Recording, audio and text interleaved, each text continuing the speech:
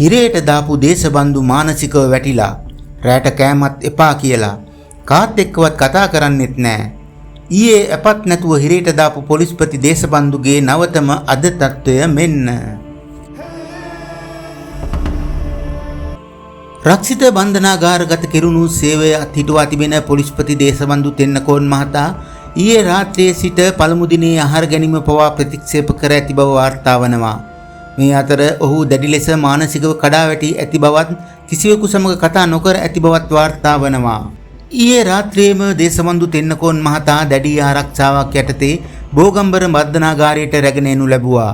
නීතිඥයින් 50 දෙනෙකු යොදවා අප ලබා ගැනීමට කොතරම් උත්සාහ කළත් අතිරේක සොලිසිටර් ජෙනරාල් දිලීප පීරිස් මහතා කරුණු සහිතව ඉදිරිපත් කළ දැඩි විරෝධය හේතුවෙන් ඔහුට දින 14ක් රක්ෂිත බන්ධනාගාරගත කිරීමට ගරු අධිකරණය විසින් නියෝගයක් ලබා දෙනු ලැබුවා. සැකකරු දැඩි ආරක්ෂාවක් යටතේ බන්ධනාගාරයේ වෙනම ආරක්ෂක ස්ථානයක රඳවා තබන ලෙසටද මහේස්ත්‍රාත්වරයා බන්ධනාගාරයට නියෝග කර තිබුණා.